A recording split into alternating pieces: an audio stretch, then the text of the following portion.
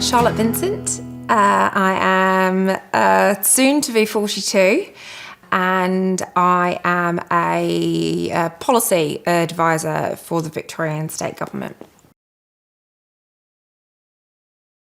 For as long as I could remember, I was the butt of the family jokes about the fact that Charlotte did not like getting up in the morning. When I was about 11, I started to notice that my sleep disorder was affecting me in ways that were probably more impactful than if it was just a kind of desire to kind of sleep a lot or just kind of a normal level of sleepiness.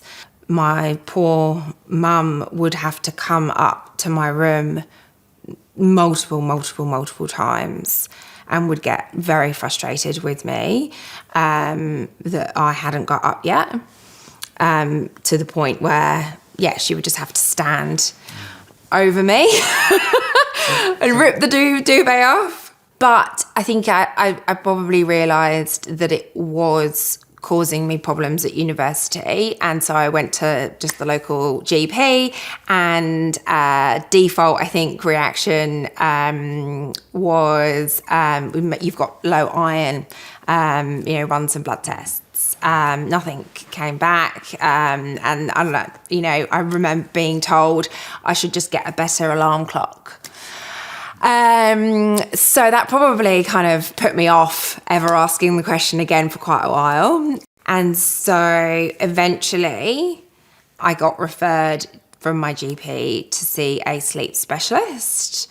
And within not very long at all, I think he knew exactly what I had the moment that he saw me. But after going through and doing the sleep study and the multi-latency sleep study, the overnight, and then sleeps the next day, I was a clear diagnosis of having idiopathic hypersomnia, which I was just completely gobsmacked by. One, that I had a known condition and that it wasn't just laziness. Two, that it had a name and there were people who had done research about it. And I could have researched that there were actually people who specialised in sleep and healthy sleep. It didn't even cross my mind that there were people that specialised in sleep disorders. And if I'd have done that, then I'd have got another 10 years of a better quality of life.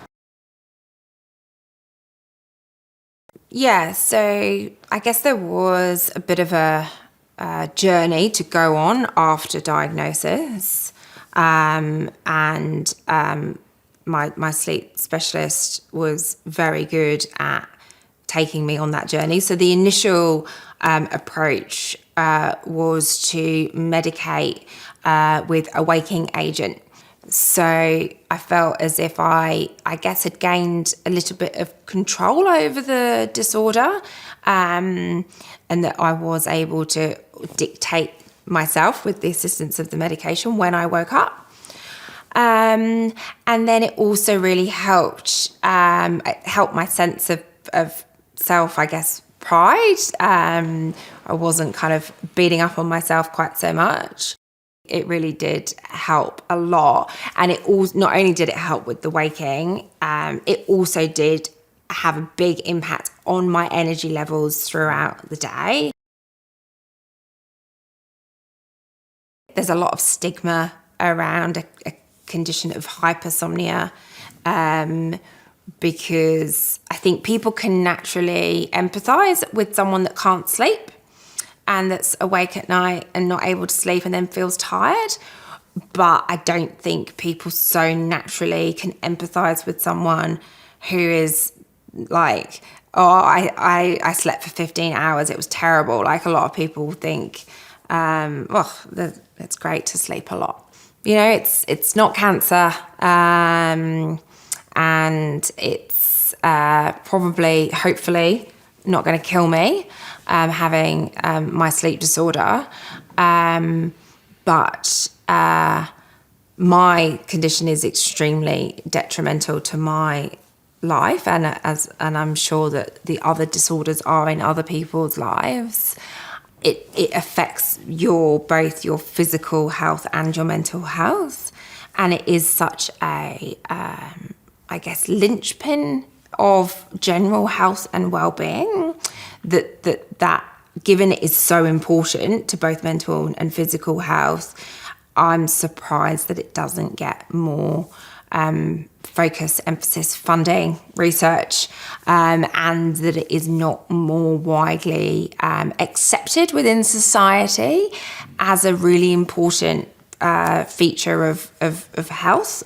I think more does need to be done about sleep health, good sleep, bad sleep, sleep conditions, because I think if you were to fix someone's sleep issues, then that would have a knock-on effect into issues that they may have physically or mentally.